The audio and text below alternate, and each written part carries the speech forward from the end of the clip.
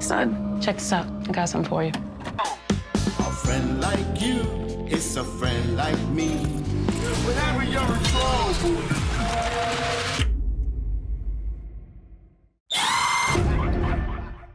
Mr. Crocket. No, not Mr. Crocker, unfortunately. So I was busy again this week and couldn't make it to a theater and didn't have enough time for The Substance. I didn't realize that movie is almost 2.5 hours long. Why? Jeez. So instead, I ended up seeing a clip from this particular film hosted on Hulu and figured why not? It kind of looked a little interesting, if a little low budget, so could be fun. Let's check it out. Mr. Crocket is definitely an interesting Hulu film in many ways, even outside its plot, but I appreciate how the film is like a deranged marriage between Sesame Street and Nightmare on Elm Street. So Nightmare on Sesame Street? I swear I've seen shirts like that. It's also very funny to find this on Disney Plus, given the characters are dropping F-bombs pretty often, and there's very creative practical gore and interesting kills that you just don't really find on Disney, so it's nice to see Disney leaning into that, even though technically it's Hulu, but still. The movie at least had a decent enough budget too, to be able to do these practical effects and practical sets and puppets and everything, so that's cool. They use them to good work. Unfortunately though, the film is just okay, especially story-wise, despite the very strong and interesting premise, but let me get into this movie first before I start to explain its issues, like I do every single review. I should do a smash cut of me saying, so, what is this movie even about? Because I do that a lot, but here we go. So, what is this movie even about? This film takes place in 1994 in a predominantly black suburb in New Jersey. When children from broken homes or with abusive parents feel needy or in danger, a little library post box appears outside their home. You know the type. They're like mailboxes, but they have books and stuff that are supposed to be shared throughout the community. Anyway, one of these appears outside their home with a VHS copy of Mr. Crocket's World, which is a children's show centered around a lively host of the same name. Turns out Mr. Crocket himself is some sort of entity that can exit the tape physically, and in so doing, kidnaps the child to his world and usually kills their parent if they are abusive. One mother, stressed after the death of her husband, gets her son taken by Mr. Crocket and starts to hunt him down. So pretty interesting premise there. Like I said, it's a very creative setup that has like a dual version of the Mr. Crocket world going on, where one is all messed up and gross and bloody and the other one is all happy and bright and colorful, and I like that duality. I really do. There is some minimal commentary as well about low-income, predominantly African-American households, but it's not really the focus. I feel like maybe it should have been a little bit more the focus and lean into that trope and myth surrounding African-American families not being the standard nuclear, but okay, it's fine. Thankfully, the movie doesn't take itself very seriously at all, with Mr. Crocket himself being a wonderful focal point of a villain. He's just as witty as Freddy Krueger, but more controlled, while still trying to be family friendly, but also menacing as all hell, and there's like this underside to him that comes out every now and then. It's really interesting. He also has this strange reality warping power, but also a magic marker too, which I like, but it isn't really explained in a satisfying way, so I guess that's children's shows for you. I do wish the focus was a little bit more contained, but what are you gonna do? The acting is decent from the adults involved, just decent, not great. The child actors, not so much. Sorry, Aiden Gavin as Major, I'm sure you're a fine actor, but you just felt way too old for this role.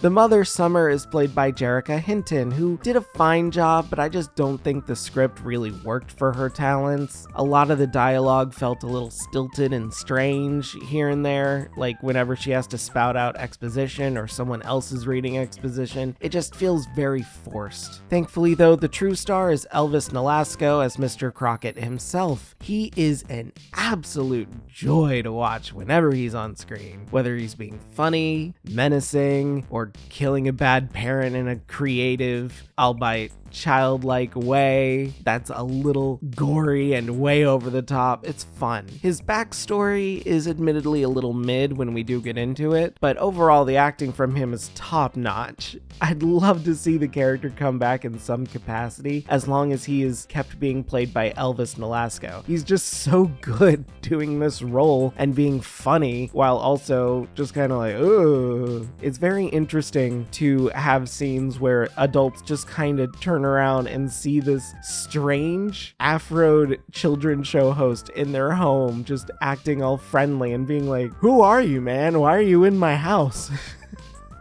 It's kind of fun. Keeping on with the positives, I absolutely love all of the practical effects from the non-demon puppets to their demonized counterparts. Like I said, the duality is really fun. The chair is my favorite puppet, although there is this like giant full body costume fursuit character that I think is called like Bugaboo or something. He's fun. He's got like a drippy eye as a demon, but I love this chair design. It's got like mouths for the arms. It's got these giant eyes that keep blinking too, even when it's in the background. It's sitting there blinking and it's so bizarre. I love that idea. But unfortunately, the story outside the premise just isn't nearly as creative as everything else here. It kind of falls flat in all of the needed areas and is horribly predictable, down to a T.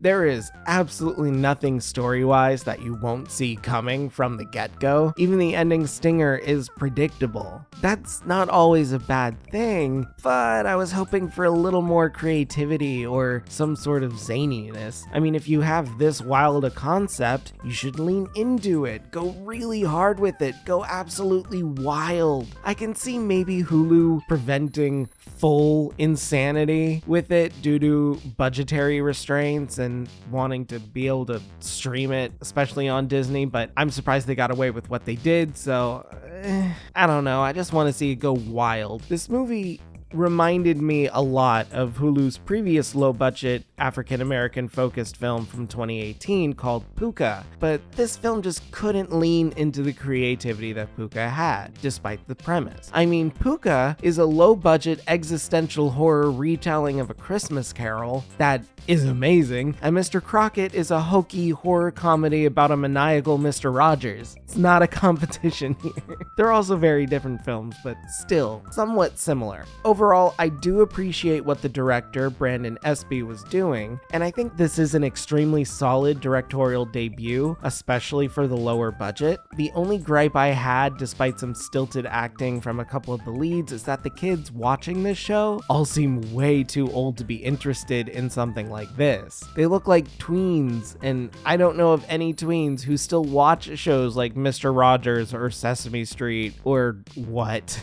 Only kids between like, I don't know, 3 and 6 maybe? But I guess if they got child actors that young, they'd be harder to direct, I suppose, and probably needed something with money, but I don't know. I can't find any of the ages for the child actors in this, which is a good thing. Child actors are still children, so it's good their information is not readily available, so okay. And so maybe I'm wrong and they're just younger than they look, but I really don't think so. It's a very distracting thing for me, which was very similar with Terrifier 2, where you had the younger brother who is very obviously a teenager or at least 12 or something, saying mommy a lot, and I'm like, that's weird.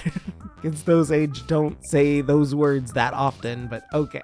So maybe my issue is with the writing. So if I were to make this movie better, I think I'd have to recast the kids, rewrite the ending a little bit better to have an interesting twist. It's just too predictable as it is, and while it tries to add something thematically, it's painfully easy to ignore. I'd also expand Mr. Crocket's powers a bit and switch up his backstory a little bit more and draw a hard line between the parents he will kill and those he won't. It is admittedly a very gray area that is never fully addressed. Just some parents, specifically the not physically abusive ones, are spared from being killed, but the abusive ones who yell and are potentially physically abusive or drug addicts, they get to die. So it's weird here. So he'll go after parents that are, in any sense of the word, abusive, but only in a certain capacity. All the others, he'll just steal the kids because the kids felt sad, I guess. The logic there doesn't really make sense, but I guess that kind of leans into the story. I don't know. Anyway, the only other thing I would need to do to improve this movie is probably rewrite a lot of the dialogue and exposition. Like I said, a lot of it just comes off really, really stilted and unnatural, like they're just kind of getting through it to get through it. So I'd probably change that a little bit, try to make it seem a little more fluid, but that's all I can really think of. Anyway, I think this movie is a fun enough time. It does suffer from the small budget and the lack of dedicated actors, but it's definitely a fun, unique idea centered by a solid, fun performance from the title character. I say give it a watch. It's a goofy, fun time, and you could honestly do a lot worse. So I think as long as you go into it thinking you're going to have a decent enough time, maybe laugh at a couple of very awkward scenes and maybe a couple of bad effects here or there, then I think you'll do just fine. Give it a watch. So ultimately, Mr. Crocket gets a 6 out of 10 from me. Hey guys, thanks for sticking around for another one. Yeah, I know, I should be back in the theater this week, hopefully. Next week is, oh my god, this month is just flying by. I don't even know what releases are coming out in December, but it's weird to finally get back into Hulu. I couldn't find anything that I really wanted to watch on Shudder, at least not by myself, so I moved over to Hulu. It's been a long time since I watched a Hulu scary movie. Like I said, I think Puka was the last one. I really like Puka. It is so smartly written and all the themes just fit so well. If you're going to watch any horror movie, probably better around this time and closer to Christmas, since it is a retelling of A Christmas Carol, but done in such a way that you probably aren't going to realize it's A Christmas Carol. It's just so good. Whatever you do not watch the sequel though. It is trash. Complete and utter trash that just exists because of the success of the first one. And I hate that. But what are you gonna do? Money is money. Just watch the first one. It's really good. This one's fun. It's not anything fantastic. It's not anything that it's mind-blowing, but it's a decent enough time that gets enough done with the money. Maybe I should have scored it a little lower just because the acting is very strange in some areas. Like I said, the only solid performance throughout this entire thing is Mr. Crocket himself. Just a lot of fun. Nolasco is having just a ball in the role, so fun. Let me know, what do you guys think? What other children's shows could you make into horror films or merge with other iconic horror creatures? Like I said, he definitely feels like a Freddy Krueger, but I don't know. Let me know in the comments below, what do you guys think? And after that, don't forget to like the video, subscribe, ring that bell so you don't miss a video. It really helps me grow. I have some new projects in the works that I really want to talk to you guys more about, but I'm waiting to hear back from some people. And yeah, that's it. Have a great day, and if you're not, have a better one. See ya.